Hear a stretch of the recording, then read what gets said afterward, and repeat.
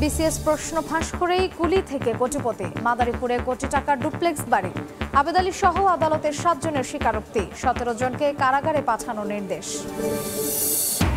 এবার কোটা নিয়ে নাটকীয়তা, বাতিল নয় সংস্কার চেয়ে আপিল বিভাগে আবেদন 2 শিক্ষার্থীর। আদালতের সিদ্ধান্ত কাল। ঘোষণা দেওয়ার পরও বরিশাল সাভারের সড়ক অবরোধ। বন্যা সঙ্গী করে সিলেটে শুরু হলো এইচএসসি পরীক্ষা, পানি মারিয়ে কেন্দ্রের শিক্ষার্থীরা। উত্তরে বন্ধ বহু শিক্ষা প্রতিষ্ঠান, খাবার সংকটে পানিবন্দী লাখ লাখ মানুষ। এবং বন্দরে পড়ে থাকা 10 কোটি টাকার আপেল, কমলা সহ বিভিন্ন ফল নিলামে তুলছে চট্টগ্রাম কাস্টমস। বিক্রি হবে 500 মেট্রিক টন। আমদানি করেও সরবরাহ নেননি ব্যবসায়ীরা।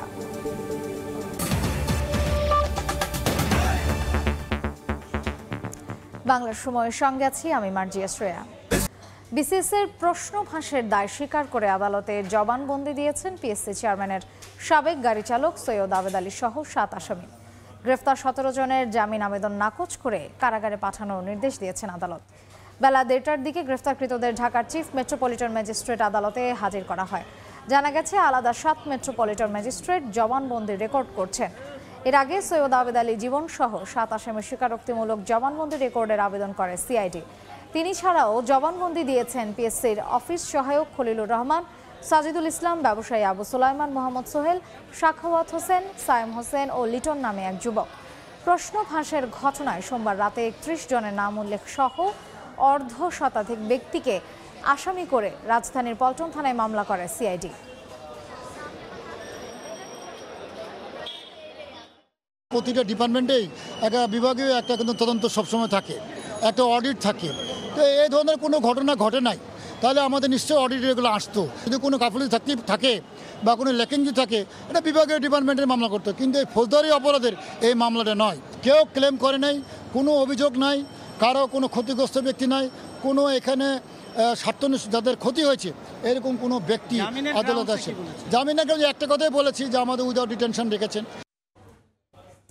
কদিন আগেও গ্রাম থেকে পাড়া মহল্লা সবখানেই বিচরণ ছিল পিএসসি চেয়ারম্যানের গাড়ি চালক সৈয়দ আবেদ আলীর। মাদারীপুরের ডাসার উপজেলা পরিষদ নির্বাচন সামনে রেখে চষে বেরিয়েছেন সর্বত্র। বিসিএস এর প্রশ্ন ফাঁস করে রাতারাতি আঙুল ফুলে হয়েছেন কলাগাছ। গ্রামে কয়েক কোটি টাকা খরচ করে নির্মাণ করেছেন ডুপ্লেক্স বাড়ি। কুলি থেকে কোটিপতি হওয়ার গল্পে হতবাক এলাকাবাসীও। শাহাদাত আকনের তোলা ছবিতে বিস্তারিত সঞ্জয় কর্মকার অভিজিতের রিপোর্টে। বাবা সৈয়দ আব্দুর রহমান মারা যাবার পর রাজধানীতে কুলির কাজ করতেন। বহুরাত ঘুমিয়েছেন রেল স্টেশনেও। খাবার, হোটেলের প্লেট ধোয়া, রিক্সা চালানো সহ নানান কাজ করেছেন তিনি। অভিযোগ আছে বিসিএস সহ বিভিন্ন পরীক্ষার প্রশ্নপত্র ফাঁস করে এখন কোটি কোটি টাকার মালিক তিনি। প্রত্যেক ভিটার পাশেই জমি কিনে নির্মাণ করেছেন 3 তলা বিশিষ্ট দৃষ্টিনন্দন বাড়ি। পাশেই গড়ে তুলেছেন সৈয়দ আবেদ আলী কেন্দ্রীয় মসজিদ ও ঈদগাহ মাঠ। আছে বিভিন্ন গাছের বাগান। পরিবারের নামে কিনেছেন কয়েকশো একর জমি। মাদারীপুরের ডাসার উপজেলা পরিষদ নির্বাচনকে সামনে রেখে বেশ প্রচারণাও চালাচ্ছেন তিনি। কর্মী সমর্থকদের জন্য খরচ করার পাশাপাশি অসহায়দের দান করেছেন লাখ লাখ টাকা। আমি জানি না অন্তত সে কি ব্যবসাটা করে। সে ছোট ছোট ভাঙ্গা গাড়ি কিনিয়া ব্যবসা করছে, শুনছি 15-20 বছর আগে। তার কাছে যে এরকম অ্যাভেলেবল নাই, তারা জিজ্ঞাসা করে যে ভাই আপনি এই টাকা কিভাবে কামাই করেন। বড় ছেলে সৈয়দ সোহানুর রহমান সিয়ামকে পড়ালেখা করিয়েছেন ভারতের একটি বিশ্ববিদ্যালয়ে। পরিবারের সদস্যদের জন্য আছে কোটি টাকা মূল্যের আলাদা গাড়িও। এত টাকার যোগান কোথা থেকে এলো? জনমনে নানা প্রশ্ন থাকলেও আস্তে আস্তে তা পরিষ্কার হতে শুরু করেছে। মুখ খুলতে শুরু করেছেন এলাকাবাসীও। সে ওই যে প্রশ্নপত্র ফাঁস কইরা এগুলি হলো যে এই যে বাড়ি গাড়ি টাকা প্রায় শত শত কোটি টাকার সম্পদ তো রাখছে এগুলি, এবং তার পিএসও আছে অনেক কয়েকজন। সরকারি চাকরিকারীরা তো টাকা কামাইতেই পারে। এরই মধ্যে মাঠে নেমেছে সরকারের বিভিন্ন সংস্থা। অভিযোগের প্রমাণ পেলে ব্যবস্থা নেওয়ার কথা জানান জেলা প্রশাসক। তার যে অবৈধভাবে সম্পদ অর্জনের যে অভিযোগ ইতিমধ্যে আমাদের কাছে আসছে, সেটি সম্বন্ধে খোঁজ খবরের জন্য আমরা সংশ্লিষ্ট এজেন্সিকে আমাদের পক্ষ থেকে অনুরোধ করেছি। মাদারীপুরের ডাসার উপজেলার পশ্চিম বোতলা গ্রামের সৈয়দ আবেদ আলী ও তার বড় ছেলে সৈয়দ সোহানুর রহমান সিয়াম প্রশ্নপত্র ফাঁসের ঘটনায় গ্রেপ্তার হয় রাজধানী ঢাকায়। 10 বছর আগেও সৈয়দ আবেদ আলীর ছিল না কোনো সম্পদ। দুর্নীতির মাধ্যমে হয়েছেন কোটি কোটি টাকার মালিক। হঠাৎ আঙ্গুল ফুলে কলাগাছ হওয়ার বিষয়ে হতবাক এলাকাবাসীও। সঞ্জয় কর্মকার, অভিজিৎ, সময় সংবাদ, মাদারীপুর। বাংলার সময় আরও থাকছে। নিখোঁজের 6 দিন পর রাঙামাটি থেকে উদ্ধার বগুড়ার 7 জন। স্বামীর নির্যাতন থেকে বাঁচতেই সন্তানদের নিয়ে ছেড়েছিলেন বাড়ি, জানালো পিবিআই। পরিবারের কাছে হস্তান্তর। দেশের উত্তর মধ্যাঞ্চলে বন্যা পরিস্থিতি এখনো অপরিবর্তিত। বিভিন্ন এলাকার লাখ লাখ মানুষ পানিবন্দী হয়ে মানবেতর জীবনযাপন করছেন। ধীরে ধীরে কমলেও এখনো বিপদসীমার উপর দিয়েই বয়ে যাচ্ছে নদ নদীর পানি।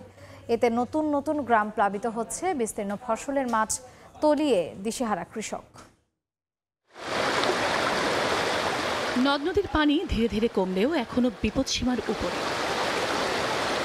কুহু করে ঢুকছে বিভিন্ন এলাকার লোকালয়। হাঁটু সমান পানিতে ভাসছে জামালপুরের বন্যা দুর্গত এলাকাগুলো। জেলায় সপ্তাহখানেক ধরে এভাবেই পানিবন্দী কয়েক লাখ বাসিন্দা। ঘরবাড়িতে পানি ওঠায় খেয়ে না খেয়ে নির্ঘুম রাত কাটছে তাদের। বাসা বাড়িতে খাওয়া দাওয়ার কষ্ট, বাথরুমে কেউ যেতে পারতেছে না। 3 দিন 4 দিন হলো পানি, ভাত নাই, কি খায়, গরু ছাগল লাদি নিচে মানুষের থানে এলে কষ্ট। টাঙ্গাইলে যমুনা নদীর পানিতে ভাসছে লোকালয়। ভেসে গেছে বিস্তীর্ণ এলাকার ফসলি জমি। কোথাও কোথাও সড়ক ভেঙে পরিস্থিতির আরও অবনতি হয়েছে। ভোগান্তির সঙ্গে নিয়ে নৌকায় করেই চলতে হচ্ছে। সবচেয়ে বেশি বিপাকে স্কুল কলেজের শিক্ষার্থীরা। নিচু এলাকায় পানিবন্দী মানুষদের দুর্ভোগ কমছে না সিরাজগঞ্জেও। চারণভূমি পানিতে তলিয়ে থাকায় দেখা দিয়েছে গোখাদ্যের সংকট। উঁচু স্থান আর বাঁধের ওপর আশ্রয় নিয়ে দিন কাটছে বানভাসীদের। উত্তরের জেলাগুলোতেও বন্যা পরিস্থিতির ভয়াবহ অবস্থা। কুড়িগ্রামে বন্যা কবলিত মানুষের সংখ্যা প্রায় 2 লাখ। ঠিকমতো ত্রাণ না পাওয়ার অভিযোগ গাইবান্ধার বানভাসীদের। এদিকে সিলেটে এখনও বন্যা কবলিত বহু এলাকা। বানের পানিতে ভাসছে দুর্গতদের জীবন। চন্দ্রা বিশ্বাস, ববি, সময় সংবাদ। বাংলার সময় আরও থাকছে। ডিনামাইট বিস্ফোরণে কেঁপে ওঠে চারপাশ। বড়পুকুরিয়া কয়লাখনি এলাকার বাড়ি ঘরে বাড়ছে ফাটল। অভিযোগেও মিলছে না সমাধান। ক্ষতিগ্রস্তদের তালিকা হচ্ছে বলছে কর্তৃপক্ষ। নাটোরের সিংড়ায় আত্রাই নদীর পানিতে ডুবে এক শিশু মারা গেছে। সকালে মামার মহেশচন্দ্রপুর গ্রামে মামা বাড়ির পেছনে আত্রাই নদীর পাড় দিয়ে হাঁটছিল শিশু আজমাইল ইফতেদার গালিফ। হঠাৎ পা পিছলে নদীতে পড়ে যায় সে। স্থানীয়রা উদ্ধার করে উপজেলা স্বাস্থ্য কমপ্লেক্স নিলে চিকিৎসক মৃত ঘোষণা করেন। গালিফ ধারাইল গ্রামের রেজাউলের ছেলে। 4 দিন আগে মা নাসরিনের সঙ্গে মামা বাড়িতে কোটা সংস্কারের দাবিতে ঢাকা বিশ্ববিদ্যালয়ে পরবর্তী কর্মসূচি ঘোষণা করছেন শিক্ষার্থীরা। সরাসরি যাচ্ছে সেখানে। যে একটি কমিশন গঠনের মাধ্যমে সকল গ্রেড একটি কমিশন গঠনের মাধ্যমে দ্রুততম সময় সকল গ্রেডে কোটার যৌক্তিক সংস্কার করা হবে। এটি যদি নিশ্চিত করা হয় তাহলে অবশ্যই আমরা তৎক্ষণাৎ রাজপথ ছেড়ে আনন্দ মিছিল করতে করতে পড়ার টেবিলে ফিরে আসবো। জি,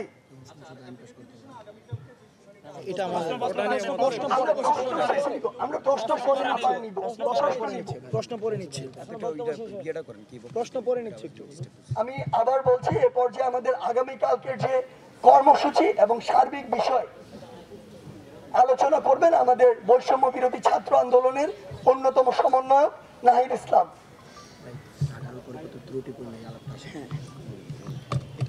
ধন্যবাদ সাংবাদিক বন্ধুদের।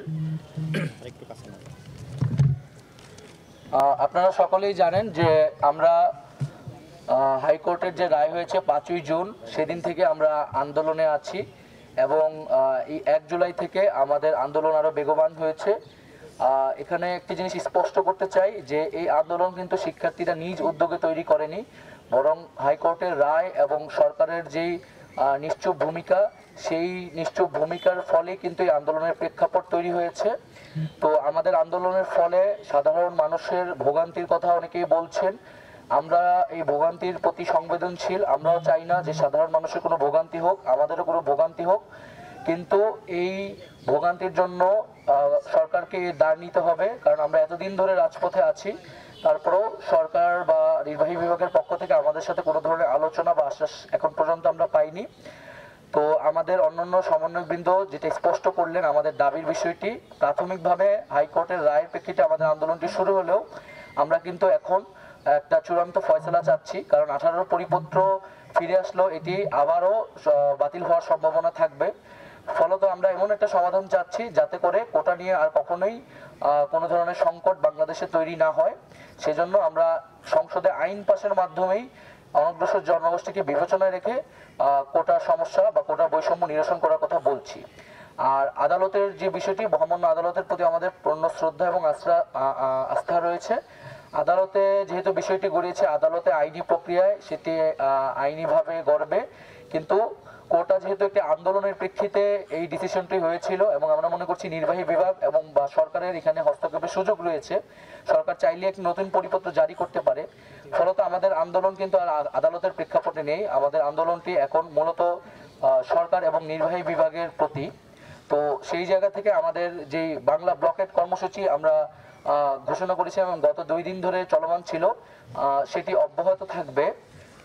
আগামীকাল 10ই জুলাই 2024 আমাদের যে এক দফা দাবিতে সকাল সন্ধ্যা সারা দেশে ব্লকেট কর্মসূচি পালিত হবে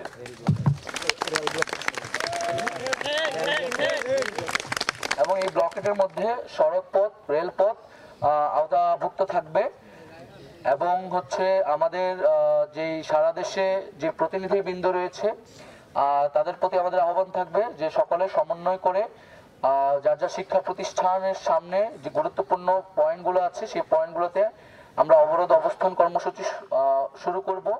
আগামীকাল সকাল 10টায় আমরা ঢাকা বিশ্ববিদ্যালয়ের জায়গা থেকে কেন্দ্রীয় গ্রন্থাগারের সামনে আমরা জমায়েত শুরু করব এবং তারপর আমরা আমাদের ব্লকেট কর্মসূচি। কোটা সংস্কারের দাবিতে ঢাকা বিশ্ববিদ্যালয়ে পরবর্তী কর্মসূচি ঘোষণা করছিলেন শিক্ষার্থীরা। এতক্ষণ আমরা সরাসরি সেখানে ছিলাম। ব্রাহ্মণবাড়িয়ায় শুরু হলো 9 দিন ব্যাপী বৃক্ষ মেলা। দুপুরে শহরে বঙ্গবন্ধু স্কয়ারে মেলার উদ্বোধন করেন গৃহায়ন ও গণপূর্ত মন্ত্রী রোয়ামা ওবায়দুল মুক্তাদির চৌধুরী। নতুন বাড়ি করতে হলে অবশ্যই আঙিনায় গাছ লাগাতে হবে বলে জানান তিনি। পরে শিক্ষার্থীদের হাতে গাছের চারা তুলে দেন মন্ত্রী। এই ছিল বাংলার সময়। সন্ধ্যার সময় সঙ্গে থাকবেন জাফর সাদিক। ধন্যবাদ। সন্ধ্যার সময় নিয়ে ফিরছি কিছুক্ষণ পর, সঙ্গে থাকুন সময়।